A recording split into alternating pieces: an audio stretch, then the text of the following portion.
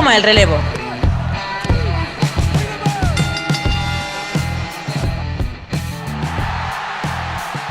Bienvenidos un día más a Hot Tag, yo soy Santiago Tomasi y en el programa de hoy vamos a hablar de algo distinto, vamos a hacer un what if algo distinto.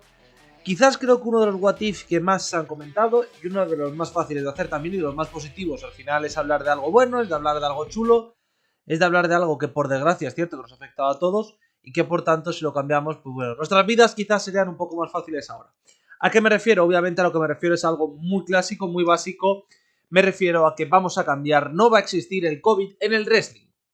Evidentemente lo más fácil, lo más obvio, yo creo que lo más razonable es lo que todos asumimos. Adiós muy buenas al Thunderdome, adiós muy buenas al Daily Place, al menos para hacer shows de forma regular. Lo cual, bueno, imagino que habrá gente a la cual quizás le dé cierto plan de no, pero el Thunderdome moló. No, en realidad no. O el Daily Place moló, en realidad no. Es decir, el Daily Place, el Thunderdome, todas estas clases de ideas fueron buenas ideas, ojo, para intentar mantener el negocio, para intentar que siguieran en tiempo, pero la realidad es que eran sitios vacíos, sin el amor de los fans, sin el cariño, y que era complicado de seguir el producto. A mí por lo menos me cuesta bastante y me costaba bastante en ese momento, sinceramente, con todo el COVID.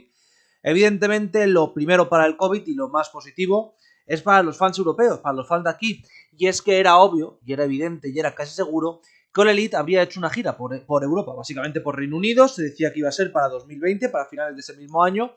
Nunca se pudo dar, evidentemente, con las restricciones de viajes todavía no se ha dado. Imaginamos que a finales de este año, principios del que viene, ya vendrán, en este caso parece que Reino Unido únicamente, pero que vendrán a Europa. Así que en 2020 tendríamos un evento de All Elite, un evento importante, una serie de shows importantes aquí en Europa. Eso es bueno, eso es guay. Y eso implica también que para WWE no hubiera existido Thunderdome, se hubieran expandido bastante más y todos los planes que están teniendo actualmente de shows el sábado hubieran sido antes, lo cual hubiera sido muy positivo. También nos hubiéramos evitado en parte todos los combates cinemáticos que hubo, por ejemplo aquel Money in the Bank tan loco, etcétera, etcétera, hubiera sido todo más centrado en ring. Y es cierto que el WrestleMania de Tampa quizás no se hubiera visto tan afectado, pero combates como el Taker contra Styles hubieran sido sin duda distintos. No sé si hubieran sido tan distintos como para que no fuera cinematic, pero sí que hubiera sido distinto a lo que vimos. Así que en general hubiéramos tenido un WrestleMania alternativo, por así decirlo. Evidentemente esto no es lo más importante, ya que aquí todo el mundo está pensando en WWE y en Elite. Todos los meses nos centramos, todas las semanas nos centramos ahí, en los what if, porque son las partes más importantes, pero la realidad es que este what if no afecta a estas dos empresas, no las afecta prácticamente. Sí, All Elite tendrá más shows en Europa, WWE tendrá mejor producto en general, porque tendrá público, por lo tanto no tendrá Thunderdome. Habrá cosas como Drew McIntyre coronándose como campeón que serán mucho más visibles, mucho más espectaculares. Y luego habrá otras cosas, estoy pensando principalmente en la retirada de Taker, que serán mucho más emotivas de lo que pudimos ver, que por desgracia por el COVID, la retirada de Taker, no voy a decir que fue mala, pero fue rara, fue extraña con el holograma, etcétera, etcétera. Hasta aquí todo más o menos bien, ¿vale? Hasta aquí todo tiene cierto sentido, tiene cierto valor, tiene cierta lógica, pero aquí no estamos tocando ni la superficie. ¿Por qué? Porque hay mucha gente que con la pandemia cambió sus vidas. Evidentemente, lo primero a lo que nos vamos a referir es el Speaking Out. ¿Por qué? El Speaking Out surge en respuesta a el movimiento Me Too que hubo en Hollywood, a otros casos de abuso en otros sectores, pero la realidad es que era algo que se rumoreaba, que se sabía que no se hubiera dicho. Sin la pandemia, sin el corte que se hizo de toda la información y que de repente eran varios luchadores diciendo tenemos que apoyarnos todos, somos súper amigos, orgullo, no hubiera ocurrido. Entonces posiblemente el Speaking Out no hubiera pasado, o no hubiera pasado el engrado en el que ocurrió. Debido a que, y esto es muy importante recordarlo porque a la gente parece que se lo olvida, estos casos de abuso son más regulares de los que parecen en wrestling. Pero normalmente lo que pasaba, como pasa en la NFL, es que esos casos se enmascaraban con más noticias. Es decir, si tú de repente tenías un show muy importante, al día siguiente esa noticia quedaba enmascarada. En cambio, en ese momento de parón absoluto, esas noticias saltaron todas de golpe y acabaron con la carrera de muchos luchadores. Tengo que decir que justamente acabaron con la carrera de esos luchadores. Es decir, gente como Marty Scurll o Joey Ryan se merecen no volver a estar en un ring, pero a lo que me refiero es que ocurrieron de una forma muy continuada. Si hubiéramos estado en una situación que no fuera de pandemia, lo más probable es que hubieran pasado muchos más casos Michael Elgin. Si le echamos de Ring of Honor porque no le queremos, Marty Scurll por ejemplo, pero a lo mejor lo mantenemos en otras empresas menores, en Japón, etcétera, etcétera. Así que el Speaking Out hubiera cambiado. Eso no es lo importante. A lo que vamos, a lo más importante, a la quesadilla de las cosas. 3 empresas ven afectado su futuro de forma directa, inmediata, y lo que ocurrirá para ellas. La primera de todas es la empresa que siguió emitiendo de las 3, que se mantuvo en emisión y que funcionó de forma relativamente bien. Me refiero a Impact. Impact aguantó bien el golpe, Impact siguió produciendo, es cierto que en un evento sin personas, etcétera, etcétera, pero se conseguiría mantener. ¿Cuál fue el problema de Impact? Que su campeona mundial, Tessa Blanchard, después de las acusaciones de racismo que son previas al COVID, tiene todo el tema de, bueno, de que está en México, de que pasa de grabar promos, de que dice que allá le suda la polla, y finalmente le tienen que quitar el título, lo cual provoca toda la debacle de Tessa Blanchard en un futuro de, bueno, básicamente que su popularidad ya era de ser una trabajadora de mierda, con eso simplemente la cimentó hasta transformarla en, de verdad es una trabajadora de mierda, no la contratéis. Si Tessa Blanchard no tiene que hacer esta mierda, es decir, si Tessa Blanchard no tiene que estar en México por el COVID, defiende el título de forma regular, repito, defiende el título de forma regular dentro de la programación de Impact.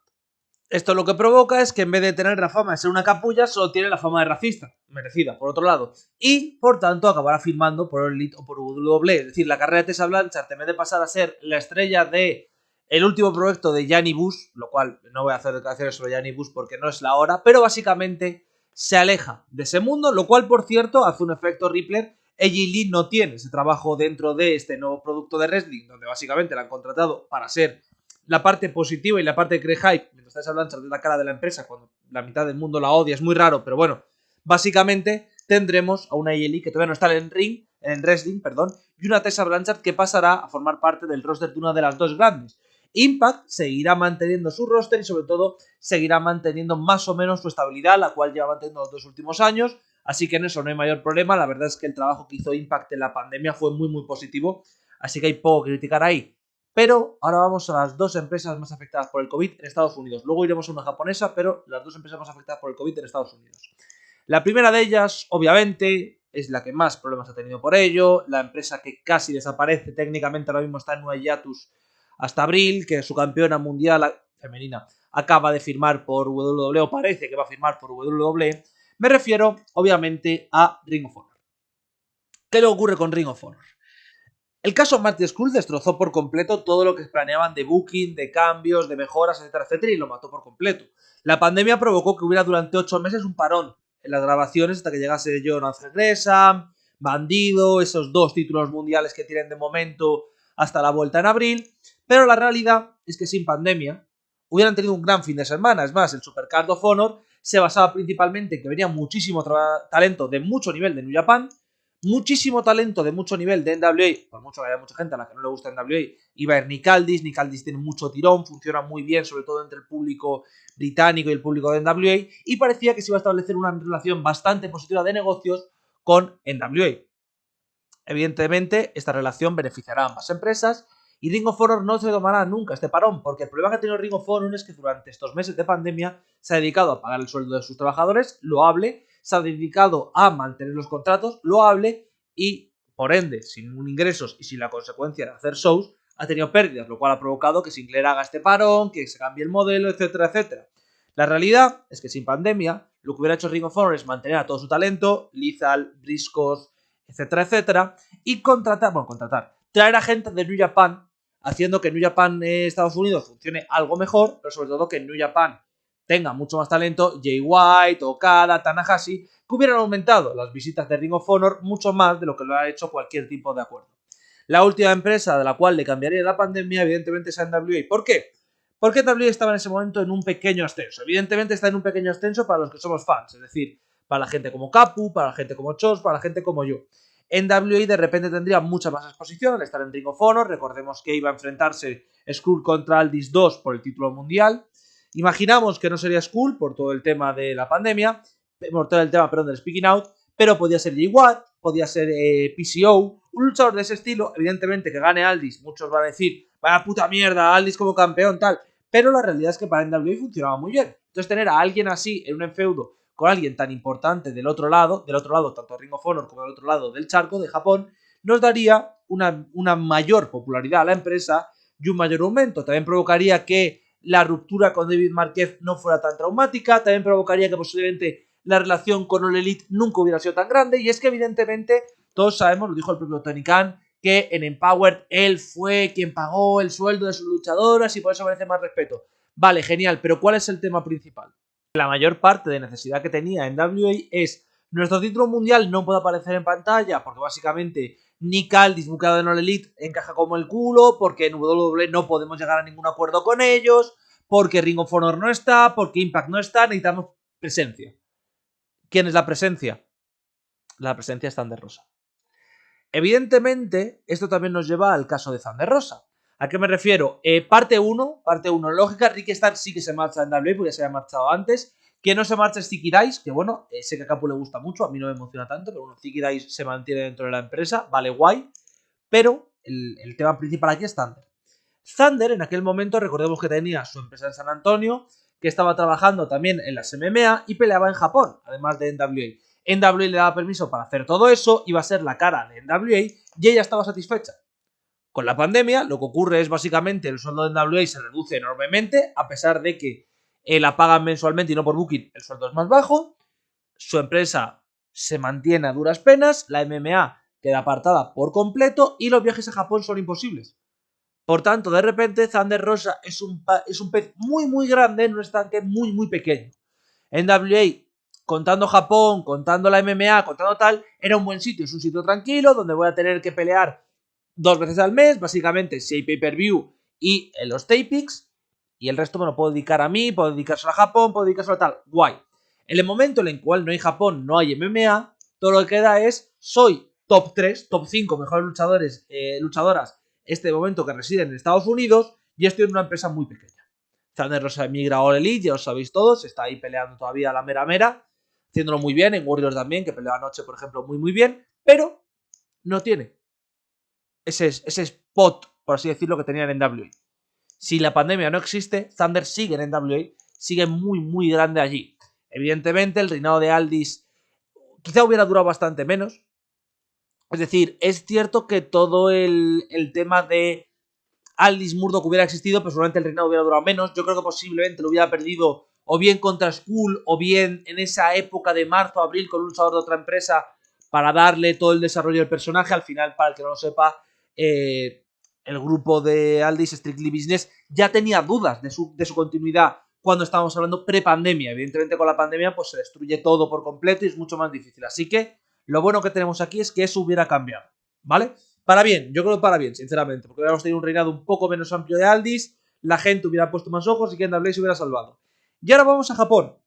Y en Japón vamos a jugar a la pregunta más tricky de todas, que afecta también a All Elite, y que yo creo que puede ser la que más debates provoque en los comentarios, porque al final lo de NWA creo que es lógico, lo de Ring of Honor también, y lo de Impact más o menos también. Pero ¿qué es lo que pasa con New Japan? Que de repente New Japan no tiene todos los problemas que tiene en 2020. Es decir, New Japan, recordemos que tiene que tomar su parón desde marzo prácticamente hasta julio sin shows. Luego los shows tienen que ser a medio gas, con mitad de público. Muchos luchadores gaijin no pueden aparecer por la pandemia, básicamente, porque no tienen permisos de residencia. Otros participan pero se lesionan con facilidad porque básicamente cuando tú estás muchos meses donde solo puedes entrenar en casa, cuando vuelves a hacer tu actividad física normal, que es de mucha más intensidad, pues las lesiones amontonan. Es algo clásico que pasa en prácticamente todos los deportes. Entonces, lo que tenemos de repente es que lo que iba a ser un año interesante para New Japan se transforma en un año de mierda. Volvemos a un año interesante. Y ese año interesante lo que provoca es un efecto bastante simplista, entre comillas, y es que no sé si os acordáis de cuál era la relación entre All Elite y New Japan pre-pandemia. Básicamente el presidente era Harold Meij. Harold Meij estaba muy interesado en los acuerdos con Ring of Honor, en trabajar con todo eso, en funcionar así, y lo estaban haciendo bastante bien.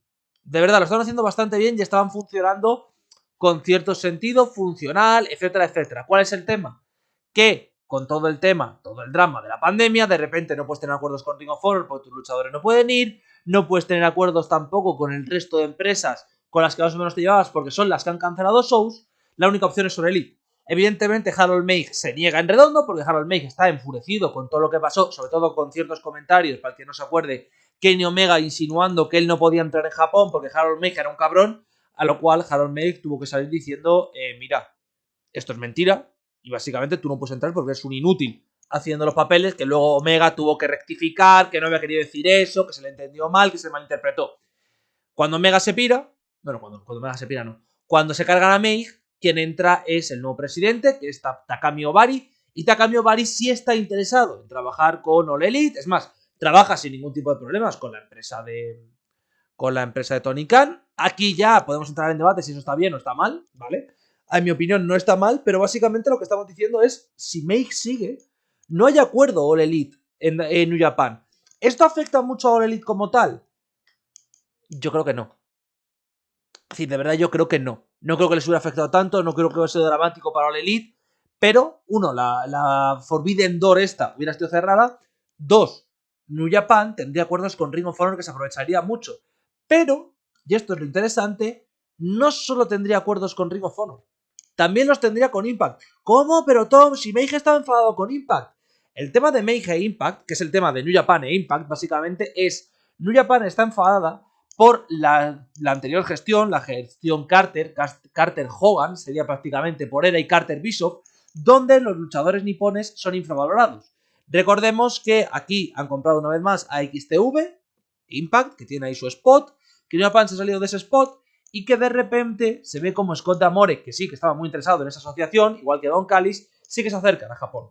Entonces lo que tenemos es que en vez de acercarse y pivotar a una relación más o menos de iguales entre New Japan y All Elite, pivotan a la misma relación que tenían en aquel momento con Ring of Honor y TNA, que es básicamente un exchange de talento. Nosotros te enviamos gente, vosotros me enviáis gente, os envío a los rookies para que entrenen allí, vosotros enviarme a los vuestros que les ponemos over. Vale, pues eso es lo que hubiera ocurrido con New Japan. New Japan tendría acuerdos con Impact y con Ring of Honor, no con All Elite. ¿Y esto en que hubiera beneficiado a New Japan? En que hubiera podido traer a más gaijins, a gaijins de más nivel, estoy pensando en Josh Alexander, por ejemplo, y que hubiera permitido que New Japan estuviera en una situación mucho más desahogada. Esta situación mucho más desahogada, por cierto, a nivel booking me refiero, hubiese provocado que Noah seguramente tampoco tuviera el papel que tiene actualmente dentro del mundo wrestling puroresu, que hay mucha gente que defiende que Noah es la mejor empresa. No me meto, no veo los productos, pero es lo que indican, ¿vale? Que consideran que Noah es mejor. Vale, entonces New Japan no tiene esto. ¿Qué es lo que nos quitamos de New Japan? Will Ospreay y su stable de mierda. No porque Will Ospreay hubiera sido cancelado, no va a ser cancelado nunca, ese tío va a seguir peleando, pero porque nos cargamos toda la parte de ay, pues Will puede aparecer, pero el resto de gaijins no. John Moxley, por ejemplo. Chris Jericho, por ejemplo.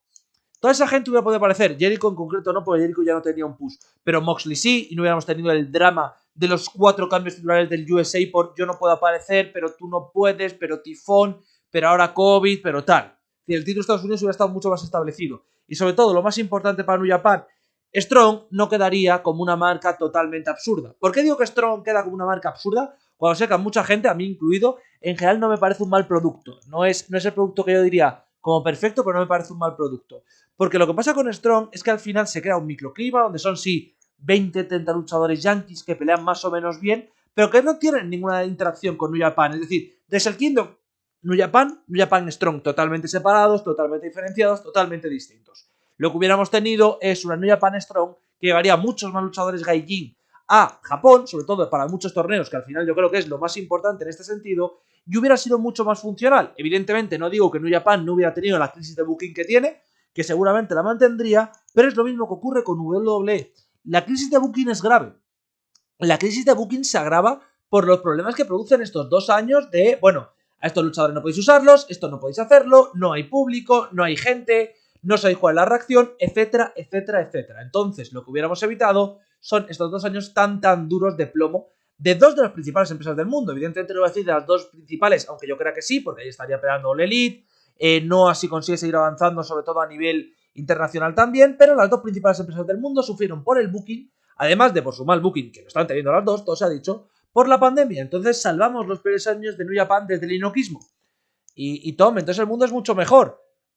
Pues sí, obviamente, y porque para terminar este What If quería hacer una pequeña reflexión sobre lo que nos lleva la pandemia, ¿no? Estamos ya en 2022, hace exactamente 1 año y 11 meses que empezó el primer confinamiento aquí en España, un poquito más en China, un poquito menos en otros países, pero casi 2 años. Casi 2 años de confinamiento.